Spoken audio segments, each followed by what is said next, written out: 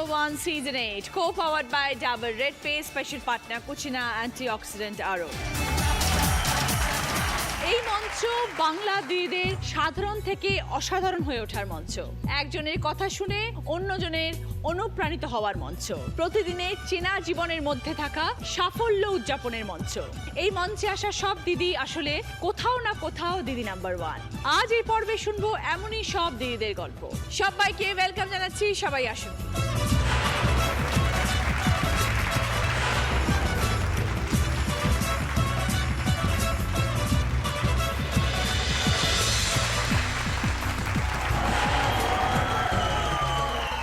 সকলের সাথে এখন পরিচয় করব। প্রথমে আছেন সুদেষ্ণা ব্যানার্জি। নমস্কার দিদি, আমি গড়িয়া থেকে এসেছি। আমার জীবনে 3টে জিনিস নিয়ে লাইফ শুরু, লাইট, অ্যাকশন, ক্যামেরা। সেই ব্যাপারেই তোমার সাথে গল্প করতে এসেছি। শুনবো তোমার গল্প।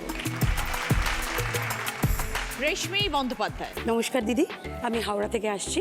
পরিবেশ আর পরিবার যখন মানুষের জীবনে বদলে যায়, সেই মানুষটা কিভাবে বাঁচে জীবনে, কিভাবে সার্ভাইভ করে, সেই গল্পই আজকে আমি তোমাকে শোনাবো। শুনবো তোমার গল্প। সঞ্চিতা কর্মকার। দিদি, আমি দক্ষিণ দিনাজপুর থেকে এসেছি। যখন মানুষের খেলাধুলা করার সময় একটা বাচ্চার, সেই সময় থেকে আমাকে সংসারের চাপ কাঁধে নিতে হয়েছে। তো এখন বর্তমানে আমি সেই বাচ্চাদের নিয়েই কাজ করি এবং সেই বিষয় নিয়েই আমি তোমার সাথে আলোচনা করব। আচ্ছা, সুদেবী চক্রবর্তী। নমস্কার দিদি, আমি আসানসোল থেকে এসেছি। আমার জীবনের প্রতিটা মুহূর্ত কিভাবে সংঘর্ষ করে একা হাতে মেয়েকে আমি মানুষ করছি, সেই বিষয়ে তোমার সাথে আলোচনা করতে গল্প করব তোমার সাথে। সবাইকে নিয়ে শুরু করছি আমাদের প্রথম রাউন্ডে খেলা দিদি মেয়ে হয়ে যাইতে। কথা বলি সুদেষ্ণার সাথে। লাইট, ক্যামেরা, অ্যাকশন নিয়ে তোমার কাজ, শুনি একটু। ছোটবেলা থেকেই চাইতাম কিছু না কিছু করব। তো বাড়িতে সাজগোজ, স্টাইল এগুলোই ভাবতাম যে করব, মডেলিংই করব। তারপরে আস্তে আস্তে সুযোগ পাই। আমি ফার্স্ট একটা কাজ করি, যেটা জি বাংলাতেই হয়, ধন্যি মেয়ে। সেখানে আমি অডিয়েন্স হয়ে এসেছিলাম। সেখান থেকে অনেক ফ্রেন্ড হয়, তারাই আমাকে হেল্প করে মডেলিং ইন্ডাস্ট্রিতে ঢুকতে। তখন আমি 25টা মেয়ের মধ্যে অ্যাড করে আমার কলকাতা শহরে, ইনফ্যাক্ট ন্যাশনাল চ্যানেলে 50-50 হোর্ডিংও লাগে। তারপর আস্তে আস্তে অনেক জুয়েলারি শ্যুট, অনেক কিছু করেছি। অনেক অফার্স আসে আর মডেলিং এর প্রতি ভালোবাসা, মডেলিং এ আসা, সবার সাপোর্ট পেয়েছো পরিবারের? না, মায়ের সাপোর্ট একদমই পাইনি। মা চাইনি তুমি মডেলিং করো? না। কেন? একটা শুটিংয়ে গেছিলাম, একটা হিন্দি সিরিয়ালের শুটিং ছিল, জুনিয়র আর্টিস্ট হয়ে গেছিলাম। মা এখানে গিয়ে ঠাস করে একটা থাপ্পড় মেরে বলে যে তুই এইসব কাজ করবি না। কেন সবাই ভাবে যে এটা মডেলিং ইন্ডাস্ট্রিটা খারাপ না, কিন্তু আমার কাছে কোনো কাজই ছোট বড় না। আমি সবসময় দাঁড়াতে চেয়েছি নিজের পায়ে, কেরিয়ার করতে চেয়েছি। তাহলে বাড়ি থেকে সবসময় ঝগড়াঝাটি হতো? প্রথম হতো, তারপরে যখন আমি দাঁড়িয়ে গেছি, এখন আমি নিজে সব কিছু করেছি, মডেলিং করে ফাইন্যান্সিয়ালি স্ট্রং হয়েছি, গাড়ি করেছি। এখন মা বাবা খুবই হ্যাপি। তো কত বছরের ক্যারিয়ার ছিল তখন সুদেষ্ণা? আমার তো 16-17 বছর থেকে আমি ইভেন্ট করতে শুরু করি। আচ্ছা। ফার্স্টে আমার কাজ ছিল থালি গেলের কাজ করেছি, থালি নিয়ে দাঁড়িয়ে থাকতাম, ক্যাটারিং সেই করতাম। কিন্তু আমি তাতে কখনো ছোট নিজেকে মনে করিনি, আমি ওই কাজটা করতে চেয়েছিলাম আর আমি খুব হ্যাপি হয়েছিলাম। সেখান থেকে একটু একটু করে ইভেন্ট করি, প্রোমো করি, তারপরে মডেলিং। এটাই নিয়েই আমার লাইফ। এখন আমার একটা ছোট্ট বেবি আছে, হাজব্যান্ড খুবই ভালো। এখন ওই কাজটা পুরোপুরি বন্ধ হয়ে গেছে? তোমার যেটা ভালোবাসার জায়গাটা ছিল সেটা পুরো বন্ধ করে দিয়েছো? বেবি বড় হয়ে গেলে একটু ওয়ার্কআউট করবো, একটু ওয়েটটা লুজ করবো, আবার কাজ করবো। হ্যাঁ, কেন নয়, নিশ্চয়ই। হ্যাঁ, কেন করবে না? বাচ্চা হয়েছে তো কি হয়েছে, কোনো অসুবিধা নেই, আবার সেই কাজ করবে, যে কাজটা করতে ভালোবাসে সেই কাজটা করবে। সত্যি দিদি, তোমাকে দেখে আরো ভালো লাগে। হাজবেন্ড কি করেন? হাজবেন্ড এনবিটিতে চাকরি করে। হাজবেন্ডের সাথে পরিচয় কিভাবে? ম্যারিজ স্কোয়ারে একটা কমন ফ্রেন্ডের সোর্স থেকে। তখন কি তুমি কাজ করছিলে? হ্যাঁ, মডেলিং। আমি তখন মডেল, আর ও কোনো কাজ করে না, ও পড়াশোনা করে। আমি ওকে রেস্টুরেন্টে নিয়ে যাই, খাওয়াই, মানে এভরিথিং, মানে ঘুরতে নিয়ে যাই। আমি বলতাম তুমি কিছু একটু করো, এরকম করে কতদিন হবে, এরকম করে তো চলবে না, আমি বিয়ে করে সেটেল হতে চাই। তখন ও পাত্তা দিত না। তারপরে আমার ব্রেকআপ হয়ে যায় ওর সাথে। আচ্ছা। ব্রেকআপ হয়ে যায়। ব্রেকআপ হওয়ার পর 4 বছর পর আমাদের আবার রিলেশন প্যাচ আপ হয়, তারপর আমাদের বিয়ে হয়, তারপরে আমাদের ছোট্ট একটা সংসার, যেখানে আমি খুবই সুখী। এখন আমি হাউসওয়াইফ, কিন্তু আমি মডেলিং করতে চাই, মানে করবো ইনফ্যাক্ট। সেটাই তোমার ফিউচারের ইচ্ছে আর কি? হ্যাঁ। তো ধরো এরকম একটা বাইরের কাজের সাথে যুক্ত ছিলে, এত লাইট, ক্যামেরা, অ্যাকশন সবসময় শুনতে পেতে, হ্যাঁ। সেই জগৎ থেকে যখন সংসার জীবনে আসলে অ্যাডজাস্ট করতে প্রথম দিকে অসুবিধা হয়নি? মাঝে মাঝে খুব কষ্ট হয়, কারণ তুমি এত কষ্ট করে এই জায়গাটা তৈরি করেছো না। থালি গার্ল হয়ে শুরু করেছিলে, সেখান থেকে এত পরিশ্রম করে, এত কষ্ট করে। জীবনের একটা করে ফেজ আসে লাইফের। তোমার একটা ফেজ ছিল যে সময় তুমি প্রচুর কাজ করেছো, তোমার যেটা জীবনের স্বপ্ন ছিল সেই স্বপ্নটা তুমি সফল করেছো। তোমার যে ইচ্ছে ছিল তোমার ছবি আজকে হোর্ডিং হোক, সেই হোর্ডিংটা তুমি নিজে দেখেছো, এটা সব থেকে বড় জীবনের স্যাটিসফ্যাকশন, এটা একটা পাওয়া। তারপরে একটা ফেজ আসে যেটা হচ্ছে বিয়ের ফেজ। এখন আমি মম আর ওয়াইফ। সেই লাইফটাও তুমি পেয়েছো, সেটা আরেকটা বিশাল বড় লাইফের একটা ফেজ যে কোনো মেয়ের জন্য। তো সেই ফেজটাও তুমি উপভোগ করছো, আনন্দ করছো, সেটাও সবাই পায় না, সেটাও তুমি পেয়েছো। ডেফিনেটলি তো দিদি, সবকিছু সবসময় একসঙ্গে সবসময় পাওয়া যায় না। এখন যেটা পেয়েছো সেটা নিয়ে আনন্দ করো। আমি খুব আর আনন্দ তোমার মনে করি। যদি ইচ্ছে থাকে, পরিবারের সাপোর্ট থাকে, তুমি নিশ্চয়ই ইন ফিউচার আবার কাজে যুক্তে পারবে। থ্যাংক ইউ দিদি। একসময় আমার ছেলে যখন ছোট ছিল তখন আমি আমার কাজ ছেড়ে দিয়েছিলাম, তখন আমি ঘরে বসে থাকতাম আমার ছেলেকে মানুষ করার জন্য। তারপরে আমি আবার কাজ সে ঢুকেছি, তখন আমার ছেলে অনেক বড় হয়ে গেছে। আজকে আমি যখন ফিরে তাকাই তখন আমি সেই দিনগুলোর জন্য একটু আফসোস করি না যে আমি কেন কাজ ছেড়ে দিয়েছি, বিকজ আমি দেখেছি আমার ছেলেকে বড় হতে। সেই পাওয়াটা কিন্তু বিশাল বড় একটা লাইফের পাওয়া। তো তুমি তোমার মেয়েকে এখন দেখছো বড় হতে, এই জিনিসটা হারিয়ে যাবে কিছুদিন পরে, তাই কাজটা থাকবে, মেয়ে কিন্তু বড় হয়ে কিন্তু যাবে। আমি কি আবার আগের মতন ফিরতে পারবো সেটাই ভাবি। সব জায়গায় স্ট্রাগলিং আছে, স্ট্রাগল ফর এক্সিস্টেন্স। রাইট দিদি, আমি অনেক স্ট্রাগল করেছি, আবার করব, একদম। ট্রাই করব, চেষ্টা করব। I wish you all the best Sudeshna. Thank you দিদি। আশা রেখো, স্বপ্ন দেখো। থ্যাংক ইউ দিদি। All the best. जिंदगी को धीरे धीरे दस्ती है ख्वाहिशें। এবার দেখবো সকলের জন্য কি খেলা আসছে।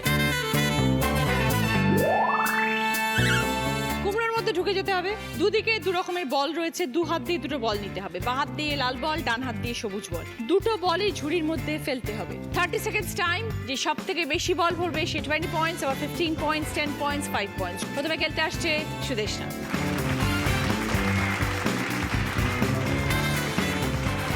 স্টার্ট, যাও।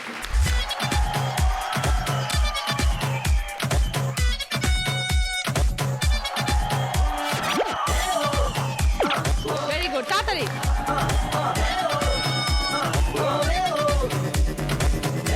দৌড়াও।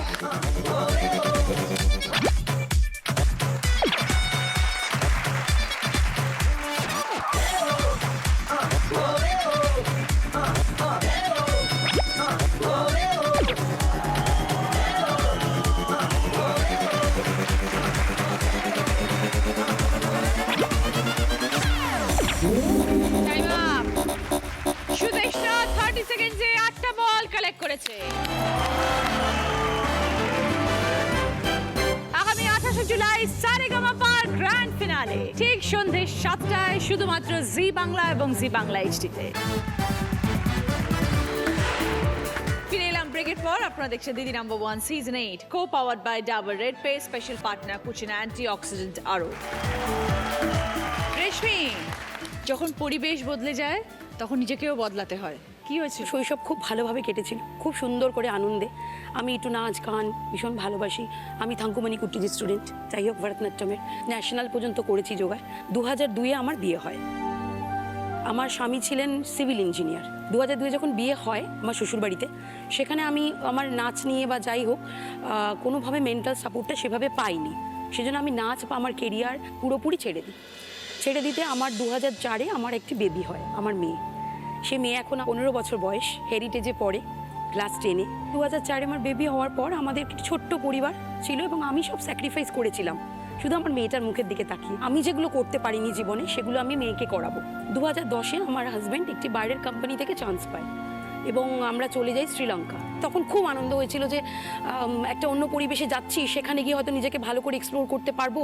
হঠাৎই 2011-এর 11ই জানুয়ারি আমার হাজব্যান্ড মারা যায়।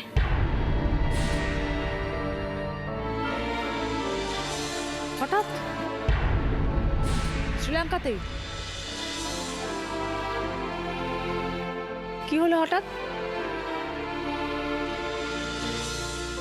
অ্যাক্সিডেন্টাল ডেথ বলবো কি মানে অদ্ভুতভাবে একটা মৃত্যু, স্বাভাবিক নয়, অস্বাভাবিক, যার পোস্টমর্টম রিপোর্ট কিন্তু আমি আজও হাতে পাইনি। হতে পারে বিভিন্ন কারণ হতে পারে দিদি, কাজের ক্ষেত্রে? হ্যাঁ হতে পারে, পুরোপুরি ক্লিয়ার জানি না যে কি হয়েছিল। ডেথ সার্টিফিকেট দেওয়া হয়েছিল for our future, for my self and my daughter future. তো আমি 9 বছর আজও কিছুটা যুদ্ধ করে যাচ্ছি ওই পোস্টমর্টম রিপোর্টটা পাওয়ার জন্য যে কি হয়েছিল। তা উনি কি অফিসে বেরোলেন? তারপরে কি হলো? ঠিক অফিসে উনি বেরোননি, আমি যে অ্যাপার্টমেন্টটায় থাকতাম শ্রীলঙ্কায় তার ঠিক উল্টো দিকে ওনার অফিস ছিল। ও 11ই জানুয়ারি আর্লি মর্নিং, তখন আমার মেয়ে যেহেতু ছোট, আমি আমার মেয়েকে নিয়ে আলাদা করে শুতাম। কেন কি মেয়েটা ভীষণ ডিস্টার্ব করতো ওর বাবাকে, ওর বাবা রাত জেগে কাজ করতো, কেন কি ল্যাপটপে কাজ করতে হতো। 12ই জানুয়ারি সকাল 7:30 হবে, দরজায় নক করেছে। তো দরজা খুলে দিয়েছি, কারণ কি আমাকে উঠতেই হবে, আমার মেয়েকে রেডি করতে হবে। আমার মেয়ে পড়তো তখন কলম্বো ইন্টারন্যাশনাল স্কুলে। তো দেখি পুলিশ দাঁড়িয়ে আছে, দুজন পুলিশ দাঁড়িয়ে আছেন, একজন সিকিউরিটি গার্ড ওখানে দাঁড়িয়ে আছে দরজার সামনে। আমি জিজ্ঞেস করলাম কী হয়েছে, তো ওনারা জিজ্ঞেস করলেন যে আপনার হাজব্যান্ড রুমে আছেন? আমি বললাম হ্যাঁ, উনি তো রুমে আছেন, সকালে উঠে ওনার মেয়েকে দিয়ে আসার কথা স্কুলে। বললো আপনি একটু দেখুন তো ওনার রুমটা সার্চ করে। আর আমাদের ফ্ল্যাটটা ছিল প্রায় 2000 স্কোয়ার ফিটের ফ্ল্যাট, বড় ফ্ল্যাট। তো আমি রুমে গিয়ে দেখলাম ফ্যান চলছে, ল্যাপটপটা খোলা, মোবাইলটা চার্জে বসানো, এবং উনি নেই ওখানে, উনি নেই। মাদার ইন ল তখন আমার সাথেই ছিলেন ওখানে, কারণ আমার শাশুড়ির একমাত্রই ছেলে উনি। তখন ওনারা বললেন যে আমার মনে হচ্ছে কিছু একটা হয়েছে। ওনারা বললেন অলরেডি, কিন্তু ওনারা জানেন কি হয়েছে, দে নোজ ভেরি ওয়েল। আমাকে ওনারা বলেননি, বললো আপনি একটু নিচে আসুন, আপনার মাদার ইন ল যেন না আসে। আমার মেয়ে তখন ঘুমন্ত অবস্থাতেই ছিল, আমি ওঠাইনি ওকে। She was that time 5.5 years only. আমি নিচে গেলাম, দেখলাম যে কার পার্কিং থাকে না, উনি শেডের ওপর পড়ে আছেন। নিজের বাড়িরই কার পার্কিং এ? অফিসিয়াল যে কার পার্কিংটা, ওখানে উনি পড়ে আছেন, উল্টো অবস্থায় শেডের ওপর পড়ে আছেন। তখন উনি ডেড নাকি উনি মানে আনকনশাস ছিলেন। অলরেডি 7:30 কেন 8:30 হয়ে গেছে, অ্যাম্বুলেন্স এসে গেছে, অফিসের সমস্ত লোক এসে গেছেন। তারপরে ওনাকে নিয়ে যাওয়া হয় এবং ঠিক 9:30-10টার সময় আমাকে জানানো হয় যে উনি আর নেই সেদিনকে। তো দ্যাট টাইম আমার মনে হয়েছিল যে সব কিছু শেষ, মানে ওইটুকু মেয়েকে নিয়ে কিভাবে, হাউ, কেমন করে হতে পারে। চিরকালই ছোটবেলা থেকেই বাবা মার ওপর কিছুটা ডিপেন্ডেবল ছিলাম। আফটার ম্যারেজ যখন সব ছেড়ে দিলাম, হাজব্যান্ডের ওপর ডিপেন্ডেবল ছিলাম। আমি বেশ কিছুদিন ট্রমার মধ্যে ছিলাম এবং আমার শাশুড়িও ছিলেন। তখন আমার বাবা মা বা অফিস সে সময় খুব কোঅপারেট করেছে, এখানে ইন্ডিয়ার অফিস। ওনারা সঙ্গে সঙ্গে আমার বাবা মাকে, ভাইকে, আমার হাজব্যান্ডের পরিবারের 2-1জনকে শ্রীলঙ্কায় নিয়ে চলে যায়। খুব হেল্প করে তখন আমাদের। আমার মেয়েকে আমার একটা বছর নষ্ট করতে হয়নি। আমি ট্রমার মধ্যে ছিলাম, কিন্তু ওনারা ওখান থেকে অ্যাডমিশনের ব্যবস্থা করে দিয়েছিলেন। আমার মেয়ে তখন এখানে এসে ভর্তি হয় পার্ক স্ট্রিট। তোমরা সবাই চলে আসো এখানে? আমরা আসি ফেব্রুয়ারি মাসে দিদি। তার মানে তোমার মেয়ের দায়িত্ব কোম্পানি নিল? না দিদি, কোম্পানি নেয়নি, স্কুলে অ্যাডমিশনটাই করিয়ে দিয়েছিল শুধু। আর যতটুকু যা আমি পেয়েছিলাম সেটাও আমার হাজব্যান্ডের পরিবার নিয়ে নিয়েছে আমাদের থেকে। মানে তার মা তো তোমার সাথে মানে থাকতো? তার মা মারা গেছেন 2013-তে, উনি মারা গেছেন 2011-তে। তারপরে ওনার পরিবারের, আমার হাজব্যান্ডের পরিবারে যারা ছিলেন, টাকা পয়সা নিয়ে নিয়েছেন আমাদের থেকে। মেয়ের পুরোটাই দায়িত্ব আমার উপরে। তো তুমি এখানে আসার পরে কি করলে রেশমি? দিদি আমি এখানে আসার পর তো একটা অথৈ জলে পড়লাম। তখন আমার সবাইকে অপরিচিত লেগেছিল হঠাৎ করে। আমি পরিচিত মানুষগুলোকে যখন দেখলাম অপরিচিত, তখন আমি আরো ভেঙে গেলাম। কেন, তোমার পাশে কেউ ছিলেন না? পাশে আমার বাবা মা ছিলেন অবশ্যই। শ্বশুর বাড়ি কেউ ছিল না? দিদি শ্বশুর বাড়ি এমন একটা অ্যাটিচিউড করছিলেন যেটাকে নেওয়া যায় না, সিম্পলি নেওয়া যায় না। একটা মানুষ চলে যাওয়া মানে সব সম্পর্কটাই কিরকম শেষ হয়ে গেল। ইভেন তাদের বাড়ির সন্তানের প্রতিও তাদের একটা রেসপন্সিবিলিটিস আছে, মিনিমাম একটা দায়িত্ব আছে, সেটাও শেষ। আমার বাপের বাড়িতে আসি, তো আমার শাশুড়ি মা চলে যান ওনার ভাইয়ের বাড়িতে। তারপরে আমি 2012-তে আমার শ্বশুর বাড়িতে, মানে যে আমার শ্বশুর বাড়ি আছে আর কি, ওই বাড়িতে তো কেউ ছিল না, ওটা এমটি ছিল। ওই বাড়িটা খুলে নিজের মনকে শক্ত করে যে আমাকে মেয়েটার মুখের দিকে তাকিয়ে দাঁড়াতে হবে, আর কিচ্ছু নেই। আমি কাঁদলে মেয়েটা কাঁদছে, আমি না খেলে ও খাচ্ছে না। নিজেরটা ভুলে গেলাম, ভুলে যাওয়ার চেষ্টা করলাম দ্যাট টাইম, যে আমাকে ভুলতে হবে। আমি নিজেকে দিয়ে দেখেছি, মেয়েরা সব পারে। আর তারপর এখানে এসে দেখেছি কত মেয়ের কত স্ট্রাগল, কত মেয়ে কত কিছু করছে। সেটাও হয়তো আমার কাছে অনেক বড় ইন্সপিরেশন আমার লাইফে। তো তখন তুমি সেই মুহূর্তে কলকাতায় এসে কি কাজ করলে রেশমি? কারণ মেয়ে তো তোমার তখন খুব ছোট। তো তখন দিদি আমি চিন্তা করলাম যে আমার যে ডান্সটা, যেটা আমার বেসিক জিনিস, আমি সেটাকে নিয়ে যদি কিছু করতে পারি। তো আমি একটু ডান্স শেখাতে শুরু করলাম, ছোট্ট একটা গ্রুপ করলাম, ছোট ছোট প্রোগ্রাম করতে শুরু করলাম। তারপরে দেখলাম যে আমি প্রোগ্রাম করতে যাচ্ছি বটে, মেয়েটা এত ছোট, ওর আমি ছাড়া, মানে আমি বাবা আমি মা, ও তখন তো বোঝে না যে বাবা কোথায়। আজকে হয়তো গিয়ে রিয়েলাইজ করে যে ওর বাবা নেই। আমি কোনো অপূর্ণতা রাখার চেষ্টা করিনি, ওকে চেষ্টা করেছি পূর্ণতা হোক ওর জীবনে। তো দিদি আমি ছোট ছোট করে প্রোগ্রাম করতে শুরু করি এবং ছোট ছোট ইভেন্ট অর্গানাইজারের কাছে যাই। এবং এই যে ও একটু আগে বললো না যে থালি গার্ল, অনেক মেয়েকে নিয়ে আমি নিজে কাজ করিয়েছি বিভিন্ন জায়গায়। থালি গার্ল দিয়ে শুরু হয় কি 4 জন থালি গার্ল দেবো, 2 জন ঢাকি দেবো। আমার বিয়ে শেষ হয়ে গেছিল, কিন্তু আমি কারোর ম্যারেজ অ্যানিভার্সারি, কারোর বিয়ে হচ্ছে সঙ্গীত যেটাকে বলে, সেটাকে সাজানো সুন্দর করে, সেই কাজগুলো করতে থাকি। মেয়ে তো এখন বড় হয়ে গেছে রেশমি, মেয়ে এখন 15 বছর বয়স। খুব খুব কঠিন একটা পরিস্থিতি। কঠিন মানে দিদি সব থেকে বড় কথা, আমার সঙ্গে যদি পরিবেশ সাথে থাকতো এত কঠিন হতো না। বাবা মা আছেন, বাবা মা আছেন, আর তারপর তোমাকে দেখে তো অনেক কিছু শিখেছি আমি। কঠিন লড়াই, তোমাকে একাই লড়াইটা করতে হবে, জানি দিদি, এবং যত শক্ত থাকবে নিজের জন্য ভালো। সব থেকে বড় কথা দিদি মেয়েটার জন্য নিজেকে শক্ত রাখবে এবং যেই কাজটা করছো সেই কাজটা ভালো করে মন দিয়ে করো। চেষ্টা করছি দিদি যাতে করতে পারি। ভালো থেকো। मैं पूरा नया हो गया। স্টার্ট রেশমি, গো।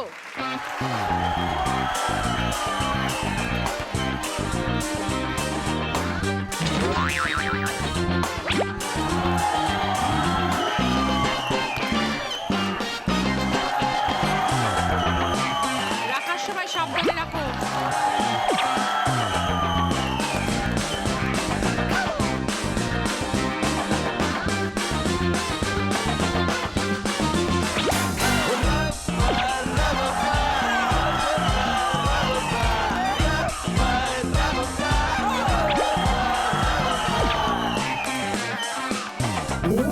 ওকে, রেশমি 30 সেকেন্ডে 7টা বল কালেক্ট করেছে।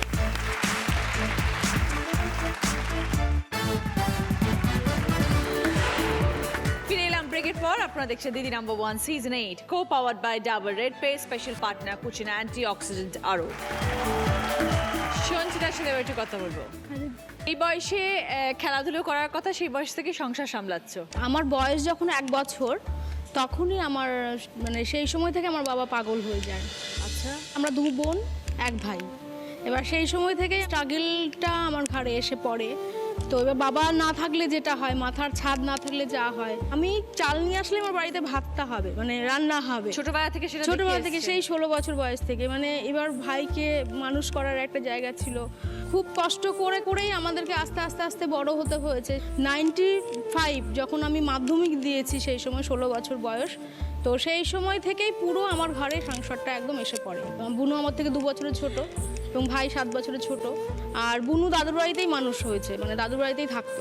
ভাই মা নিয়েই আমার সংসার শুরু হলো। তখন থেকে টিউশনি করেই সংসার চালাতাম। টিউশনি করা, গান শেখানো, গানের স্কুল, সেলসের কাজ থেকে শুরু করে, মানে প্রচুর স্ট্রাগল করে করে করে এবার আলটিমেটলি এখন বর্তমানে একটা লেভেলে এসে দাঁড়িয়েছি। তো এবার আমি এখন দক্ষিণ দিনাজপুর জেলাতে চাইল্ড লাইন জেলা কোঅর্ডিনেটর পদে আছি। আচ্ছা, বিভিন্ন ধরনের, কারণ চাইল্ড লাইনে যে বাচ্চাগুলো আমরা বিশেষ করে চাইল্ড কত লেবার, রকমের প্রবলেম হয় বাচ্চাদের। হ্যাঁ, সেক্সুয়ালি অ্যাবিউজ, পাশাপাশি চাইল্ড ম্যারেজ, চাইল্ড ট্রাফিকিং, এই পার্টগুলো, এবং মানে খুব কাছ থেকে খুব চেষ্টা করি পরিবারগুলোর পাশে দাঁড়িয়ে, এবং বাচ্চাগুলোর তো জেলাতেও সবাই ভীষণভাবে কোঅপারেট করেন। কজন আছো তোমাদের এই বিয়েতে? আমাদের পুরো 9 জনের টিম। কত বছর হয়ে গেল এই অর্গানাইজেশন? 13 সাল থেকে করছি। আচ্ছা, তার আগে করেছিলাম হেলথ প্রজেক্টে, RCH2 প্রজেক্টে কাজ করতাম। পরিবারে এখন কে কে আছেন? পরিবারে মা আছেন, বুনুর বিয়ে দেওয়া হয়েছে, 2টো বাচ্চা। ভাই আছে, ভাইয়েরও বিয়ে দেওয়া হয়েছে, ভাইয়ের একটা মেয়ে আছে। আপনার বিয়ে হয়নি? না, আমি এই যে পুরো সংসার করছি। তো ভাই আর বোনের জন্য নিজের জীবনটা ভাই স্যাক্রিফাইস বোন করতে হলো? বলে না, মানে মার জীবনটা খুব কাছ থেকে দেখলাম। সেই সুযোগ বা মানে কি বলবো, একটা বিয়ে শুধু করিনি, কিন্তু A to Z মানে সংসারটা করলাম।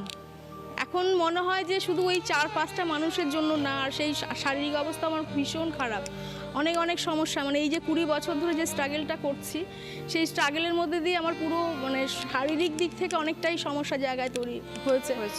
বাবা কি জিনিস জানি না। এবার মাও কিন্তু সেভাবে যে স্ট্রংলি ছিল তা না, মানে মাকে আমি চেষ্টা করেছি বাবার অভাবটা যাতে না পায়। চুলের এই জটাটা কেন? হ্যাঁ দিদি, আমি মানে খুব মানে গড বিশ্বাসী। আচ্ছা, কেউ একজন আছে, মানে যার কেউ নেই তার ভগবান আছে, এই যে বিষয়টা। এবং আমি আমার জীবন দিয়েই সেটা আমি লক্ষ্য করেছি, কারণ জটফট আমি বিশ্বাস করতাম না। আমার চুল ছোট ছোটোই ছিল, আমি স্কুটি নিয়েই কাজগুলো করি সবসময়, প্রতিদিনই আমি শ্যাম্পু করি, কিন্তু হঠাৎ করে দেখছি একটুখানি কেমন মানে জটের মতন। তো আমি কেটেছিলাম, 2বার কাটার পর 3বারের বার আমি একদম আর কিছু তো তারপর থেকে তুমি আর চুল কাটো না বা চুলে হাত আমি দাও না? কাটিনি। আমি যখন মাকে বসাবো সেই সময় এটা দিয়ে আমি মাকে বসাবো। এটা তোমার মানত? একটু দেখি কিরম। আচ্ছা, তো অসুবিধা হয় না, কষ্ট হয় না না সঞ্চিতা? দিদি, কোনো অসুবিধা হয় না। মা ভালো আছেন? হ্যাঁ, মা ভালো আছে এখনো। তুমিও ভালো থেকো। হ্যাঁ দিদি। সমাজের পাশে দাঁড়াতে হবে, সব মেয়েদের পাশে দাঁড়াতে হবে। তো ভালো থাকবে সঞ্চিতা।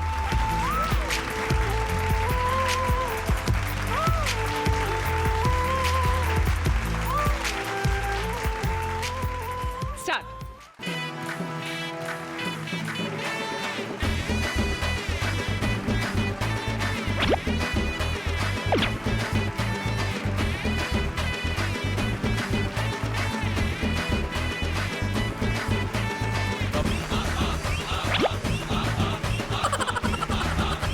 গেল।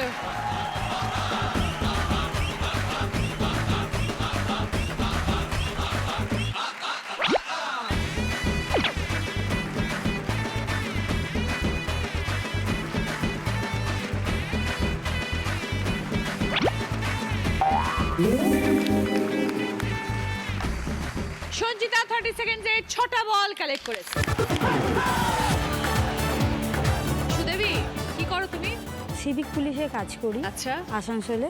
কিভাবে যুক্ত হলে এই কাজে? ক্লাস যখন 8-এ পড়ি তখন আমার বাবা মারা যান। তার 1 বছর পর আমার দাদা মারা যান অ্যাক্সিডেন্টে।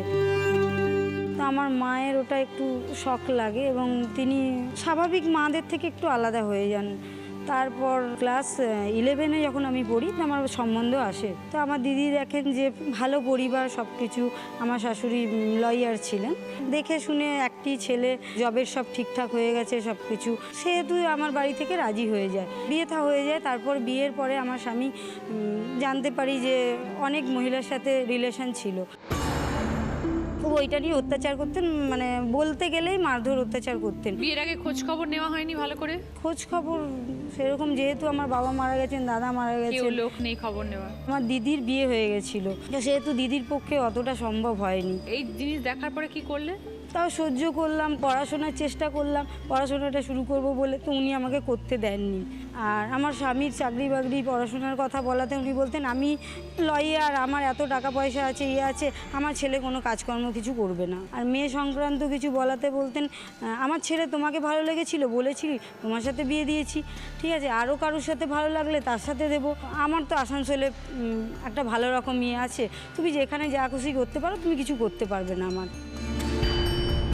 তো বাপের বাড়িতে প্রথম বলতাম না, কারণ খারাপ লাগতো। তারপর আমার সন্তান আসে পেটে, তখন অত্যাচার করে মারধর করে আমাকে বাপের বাড়িতে ফেলে দেয়। তারপর আস্তে আস্তে বাড়ির লোকও জানতে পারে যে আমার উপর অত্যাচার হচ্ছে। সেখান থেকে বেরিয়ে নিজের পায়ে কি করে দাঁড়ালে?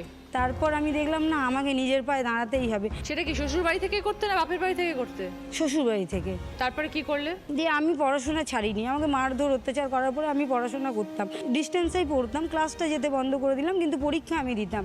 সারাদিন ঘর সংসারে কাজ করার পর রাত 12টা সাড়ে 12টার পর পড়তে বসতাম ভোর অবধি। তারপর এই জবের চেষ্টা করলাম, স্কাউটে আমি ভর্তি হই।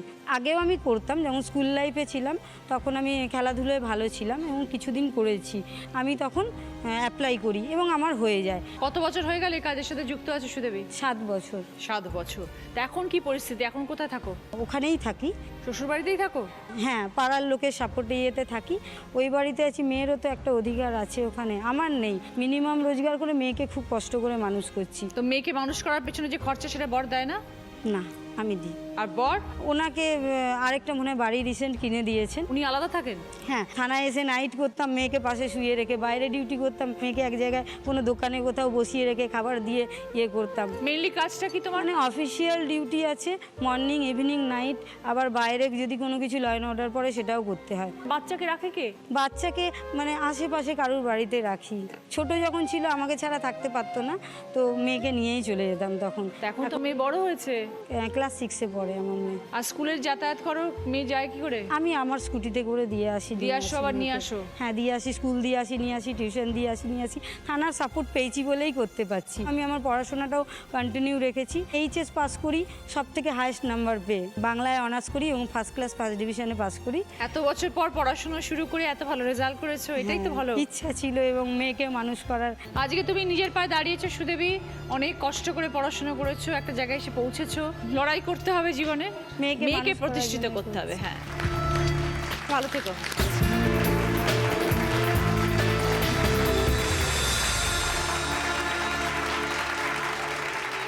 স্টার্ট, চলো।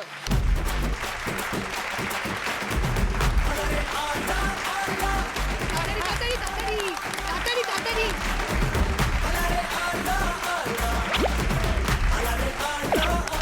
তাড়াতাড়ি তাড়াতাড়ি।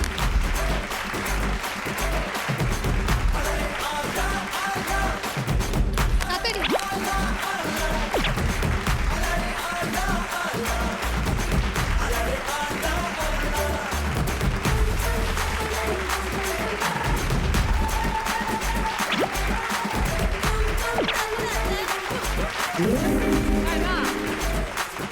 সুদেবী 30 সেকেন্ডে 6টা বল কালেক্ট করেছে।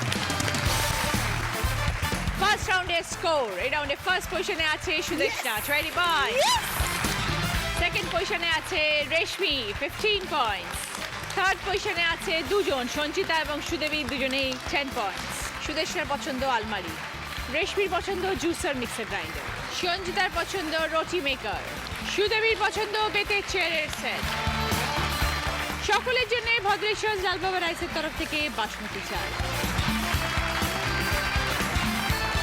শুরু করছি আমাদের second round. Cucina antioxidant আরও প্রেজেন্টস হয় তুমি নয় আমি। এই রাউন্ডে যিনি হায়ার স্কোর হবেন তিনি পেয়ে যাবেন কুচিনা স্মল অ্যাপ্লায়েন্সের তরফ থেকে একটি সুন্দর গিফট। আজকের আমাদের স্পেশাল গেস্ট সুপ্রদীপ এবং শুভশ্রী। প্রথম গানের প্রশ্ন, সঠিক উত্তর দিলে গিফট পাবে বি বনির তরফ থেকে হেয়ার ড্রায়ার। অনেকগুলো অক্ষর ঘোরাফেরা করছে, একটা অক্ষরে গিয়ে আটকে যাবে, সেই অক্ষরটা দিয়ে গান শোনাতে হবে।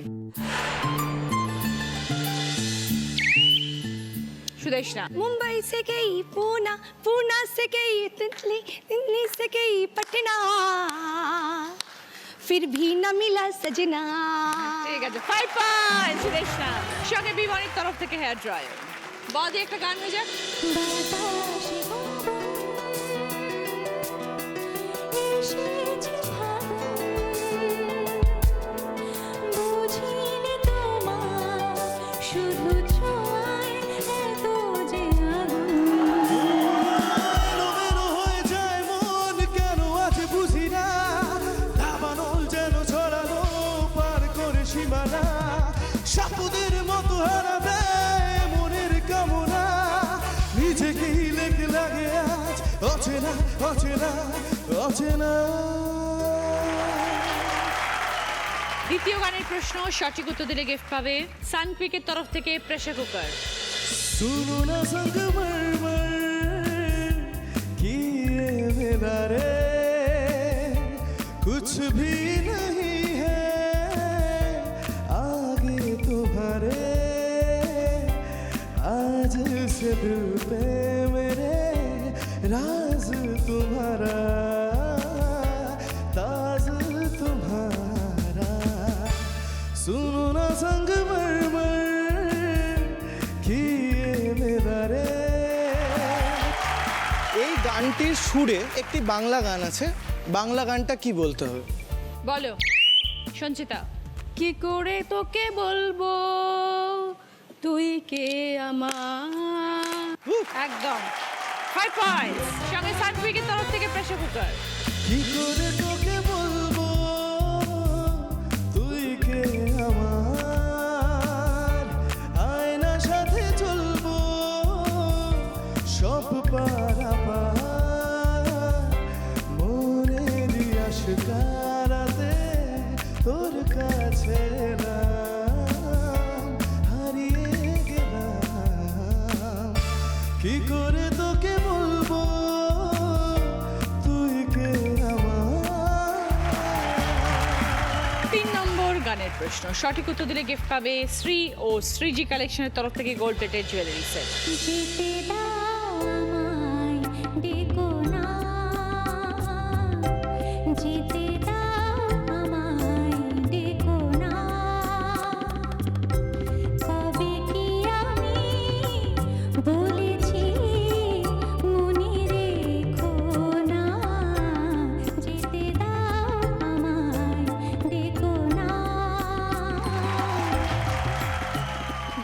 কথা অনুযায়ী কাকে পিছু ডাকতে বারণ করা হয়েছে? বলো সঞ্চিতা। আমাকে 5 পয়েন্টস। সঙ্গে শ্রী ও শ্রীজি কালেকশনের তরফ থেকে গোল্ড প্লেটেড জুয়েলারি সেট। 4 নম্বর গানের প্রশ্ন, রাইট আনসার দিলে গিফট পাবে হ্যান্ড ব্লেন্ডার। धूप में निकला न करो रूप की रानी, गोरा रंग काला न पड़ जाए, मस्त मस्त आंखों से छलकाओ न मदिरा, मधुशाला में ताला न पड़ जाए।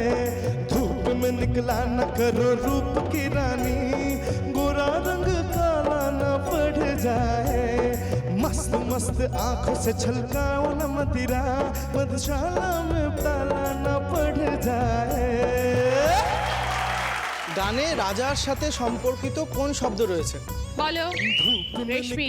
রানী। 5 পয়েন্টস। সঙ্গে হ্যান্ড ব্লেন্ডার। এই রাউন্ডের শেষ প্রশ্ন, 5 নম্বর প্রশ্ন। সঠিক উত্তর দিলে গিফট পাবে লালম অয়েল প্লাসের তরফ থেকে লেডিস ব্যাক পার্স।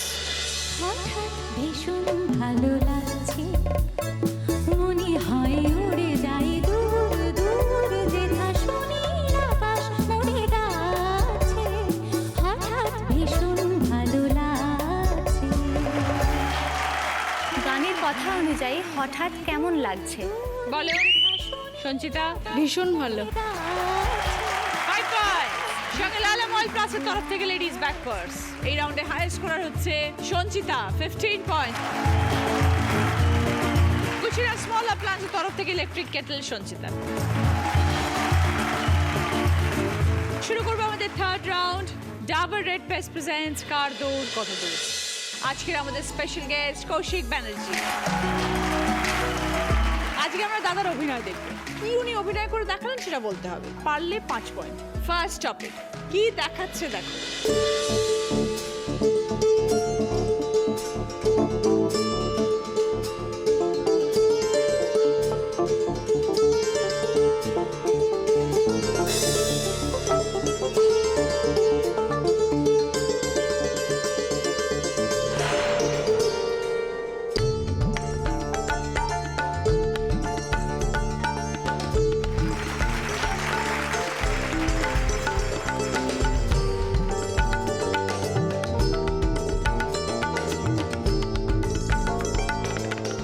বলো সুদেশনা। কলাবো। রাইট। 5 পয়েন্টস। এবার সেকেন্ড টপিক, প্রচলিত কথা।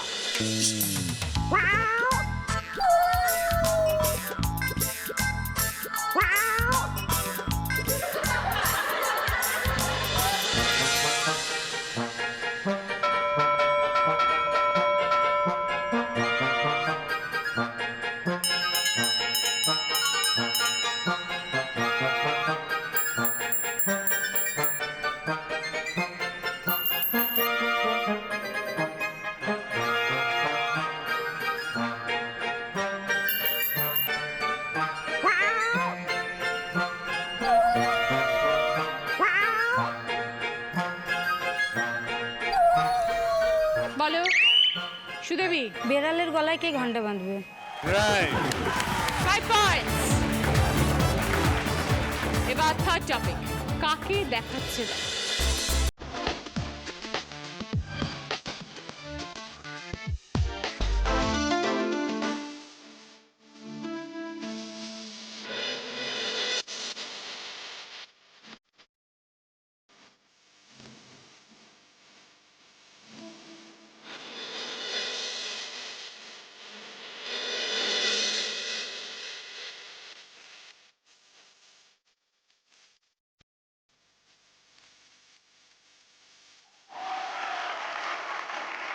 বলো Sudeshna. Model. Model. Right. 5 points. এটা আমি করে দেখাবো দিদি। হ্যাঁ করে দেখা।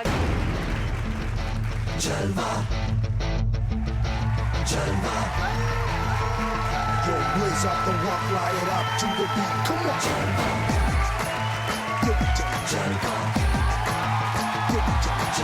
Gorgeous variety, and never lie to this. Holy come on, baby, do your dirty work. Just move the hand, सपनों का है जलवा। এবার যাচ্ছে 4 নম্বর টপিক, একটি চলতি কথা।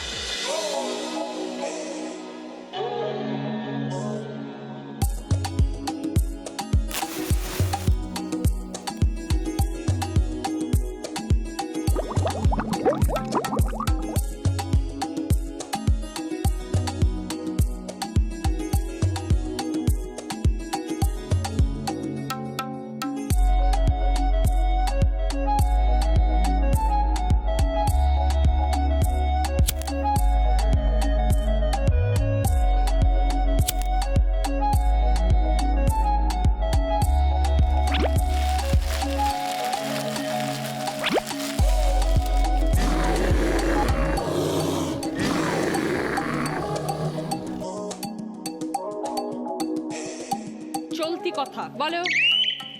রেশমি। ভস্যে ঘি ঢালা। রেশমিকে বাদ দিয়ে বাকি 3 জন বলো। তেলে বেগুনে জ্বলা। প্রথমে কড়াই দেখালো, তাতে তেল ঢালা হলো, সেই তেলটা মাখলাম, আবার একটু গায়ে দেখিয়ে দিলাম, এবং তারপরে বেগুনটাকে ফালা করা হলো, দিয়ে বেগুনটা তেলের মধ্যে ঢালা হলো, দিয়ে জ্বলছে। রেগে গেল। তেলে বেগুনে জ্বলা মানে তো আমরা রেগে গেলে এটাকে বলি না, তো সেই জন্য উনি রেগে গেলেন লাস্টে। শেষ টপিক 5 নম্বর টপিক, এটাও একটা চলতি কথা।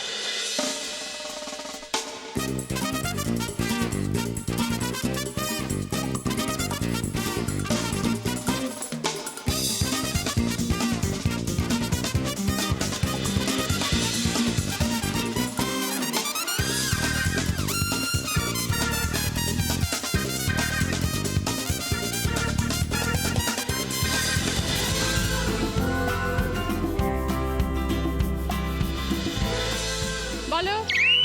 সঞ্চিতা। ঐরাবত। না, সঞ্চিতাকে বাদ দিয়ে বাকি 3 জন। গল্পের গরু গাছে চড়ে। গল্প বই, গরু গাছে চড়ছে। 5টা টপিক শেষ, এই রাউন্ডে খেলাও শেষ।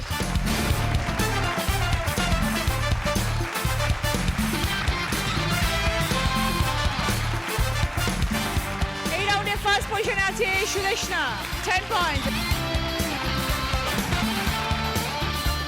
উপাসনা মাস্টার্ড অয়েলের তরফ থেকে ট্রলি ব্যাগ এবং সর্ষের তেল সুদেশনা। সেকেন্ড পজিশনে আছে সুদেবী, 5 পয়েন্ট। রেড কাউ ডেয়ারির তরফ থেকে রেড কাউ ডেয়ারি ঘি সঙ্গে এমার্জেন্সি লাইট সুদেবীর জন্য। Red Cow dairy, tasty and healthy.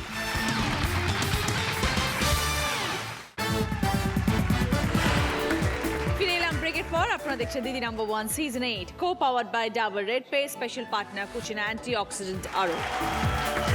আমার কস্টিউম স্পন্সর করেছে অনুকেত, যিনি আজ দিদি নাম্বার 1 হবেন। তিনি পেয়ে যাবেন ওরিয়েন্ট জুয়েলার্সের তরফ থেকে সোনার হার এবং মুখরোচক চানাচুরের তরফ থেকে গিফট হ্যাম্পার।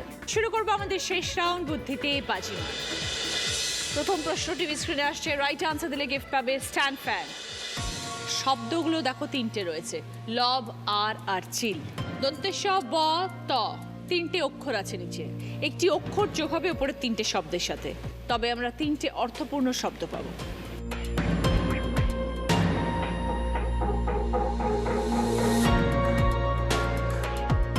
এবার বলো।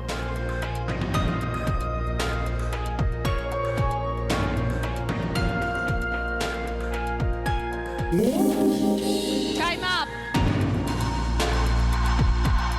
চিতল, আতর, আতর আর তলব। তলব। তলব। সেকেন্ড প্রশ্ন, রাইট আনসার দিলে গিফট পাবে সিধু চাকি ফ্রেশ আটার তরফ থেকে 4.1 অডিও স্পিকার এবং গিফট হ্যাম্পার। ওপর নিচে ক্লু, থোকায় থোকায় যা গাছে, বর্ষায় ফুল চেনা আছে। পাশাপাশি ক্লু, সকাল সকাল বাজার যান, সবুজ সতেজ টাটকা খান।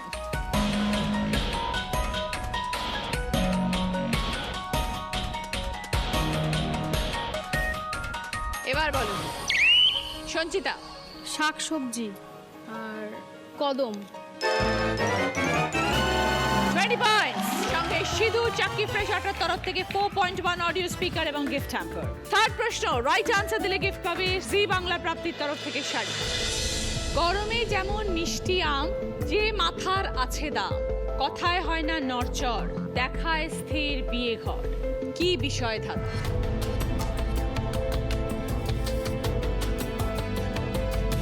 এবার বলো।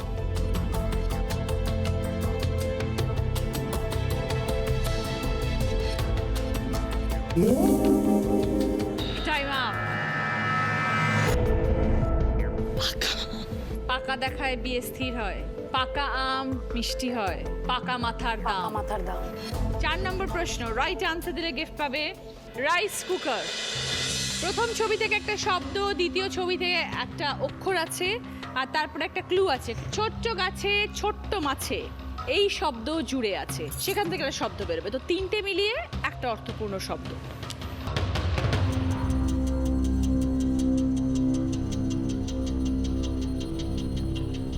এবার বলো।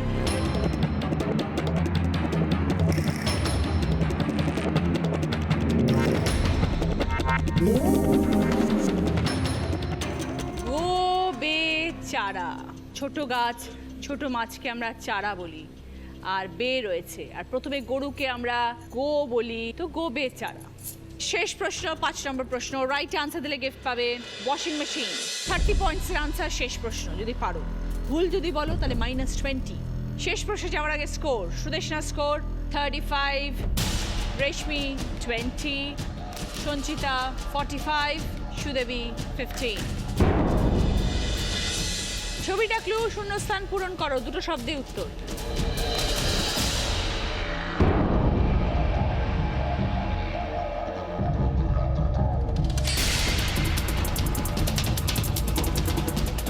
এবার বলো সুদেশনা। ফুলকলুচি। সুদেশনা বলছে ফুলকলুচি, যদি সঠিক হয় তবে 30 পয়েন্ট। 30 পয়েন্ট, সাথে ওয়াশিং মেশিন। শেষ প্রশ্নের উত্তর দিয়ে আজকে দিদি নাম্বার 1 হয়েছে সুদেশনা ব্যানার্জি with 65 পয়েন্টস। রেশমি, এটা তোমার মেমেন্টো, এটা সুদেবী তোমার, এটা সঞ্চিতার। উইনারের ট্রফি সুদেশনা। দিদি নাম্বার 1 এর ব্যাজ। ওরিয়েন্ট জুয়েলার্সের তরফ থেকে সোনার হার। মুখরোচক চ্যানেলের তরফ থেকে গিফট হ্যাম্পার। মি অমরের তরফ থেকে দিদি নাম্বার 1 কে। মি অমরের তরফ থেকে সকলের জন্য গিফট হ্যাম্পার।